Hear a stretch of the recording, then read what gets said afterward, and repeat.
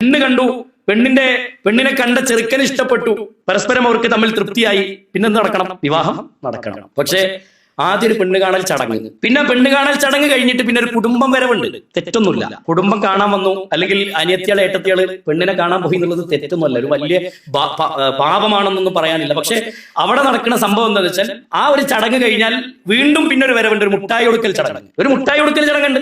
എന്നിട്ട് ഗോപുരം പോലെ മുട്ടായി വാങ്ങിയിട്ട് ഇങ്ങനെ ഒരു എന്താ പറയാ, ഒരു മുനാരം പോലെയൊക്കെ കെട്ടിപ്പടുത്തിട്ട് ഇതിങ്ങനെ വരിക്ക് മറ്റേ എന്താ പറയാ, അതിങ്ങനെ ഏറ്റിയും കൊണ്ട് കുറെ പെണ്ണുങ്ങൾ ഷോ കാണിക്കുക. ആരെ കാണിക്കാൻ? അത് പരിശുദ്ധ ദീനുൽ ഇസ്ലാം പഠിപ്പിച്ച. നമ്മളെന്താരോ ഇപ്പൊ നമ്മൾ ഈ ഗൾഫിൽ ഈ രാജ്യത്ത് നിന്ന് നമ്മൾ ഉണ്ടാക്കിയ, നമ്മുടെ നാട്ടിൽ നിന്ന് ഈ കഷ്ടപ്പെട്ട് അധ്വാനിച്ചുണ്ടാക്കിയ പൈസ ഇന്നിപ്പോ പെണ്ണ് കാണൽ ചടങ്ങാണ്, അല്ലെങ്കിൽ മുട്ടായി കൊടുക്കൽ ചടങ്ങാണ് എന്നൊക്കെ പറഞ്ഞിട്ട് ഏറ്റി കൊണ്ടുപോകാൻ നമ്മൾ ഉണ്ടാക്കിയ ഈ പണം കൊണ്ടാണ് നമ്മുടെ നാട്ടിൽ ദൂർത്തടിക്കുന്നത്.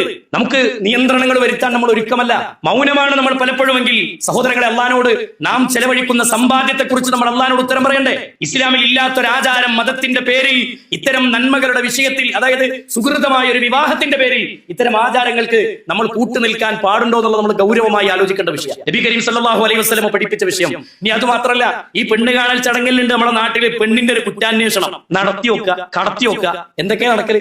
മുടി നീളമുണ്ടോ നോക്കുക, എന്നിട്ട് അതൊക്കെ നോക്കിയിട്ട് എല്ലാ രൂപം നോക്കി കൊടുത്തിട്ട് കുടുംബത്തിൽ എന്താ സംഭവിക്കല്? ഷറായോ? എന്നാലും കുറ്റം തീരൂല. ഇങ്ങനെ കുടുംബരംഗത്ത് നമ്മൾ ശ്രദ്ധിക്കേണ്ട വിഷയങ്ങൾ പലപ്പോഴും നമ്മൾ ലാഘവത്തോടു കൂടി കാണുകയും അള്ളാന്റെ ദീനിൽ വലിയ ഗൗരവമുള്ള വിഷയമായി മാറുകയും ചെയ്യുന്ന പല കാര്യങ്ങളുണ്ട്. ഒരു പെണ്ണിനെ അന്വേഷിക്കുന്നിടത്ത് നബി സല്ലല്ലാഹു അലൈഹി വസല്ലം പഠിപ്പിച്ചത് എന്താ?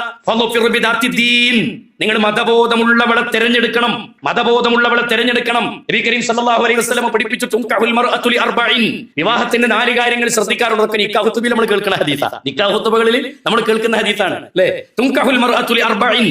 4 കാര്യങ്ങൾ പരിഗണിച്ചുകൊണ്ട് നാടുകളിൽ കല്യാണങ്ങൾ നടക്കാറുണ്ട്. ലിമാലിഹാ വലി ഹസബിഹാ വലി ജമാലിഹാ വലി ദീനിഹാ. 1 ലിമാലിഹ, പെണ്ണിന്റെ സമ്പത്ത് നോക്കി കല്യാണം കഴിക്കുന്നവരുണ്ട്. 2 വലി ദീനിഹ വലി ജമാലിഹ, പെണ്ണിന്റെ ഭംഗി നോക്കി കല്യാണം കഴിക്കുന്നവരുണ്ട്. 3 വലി ഹസബിഹ, പെണ്ണിന്റെ തറവാട് നോക്കി കല്യാണം കഴിക്കുന്നവരുമുണ്ട്. 4-മത്തത് വലി ദീനിഹ, പെണ്ണിന്റെ ദീന് നോക്കി കല്യാണം കഴിക്കുന്നവരുമുണ്ട്.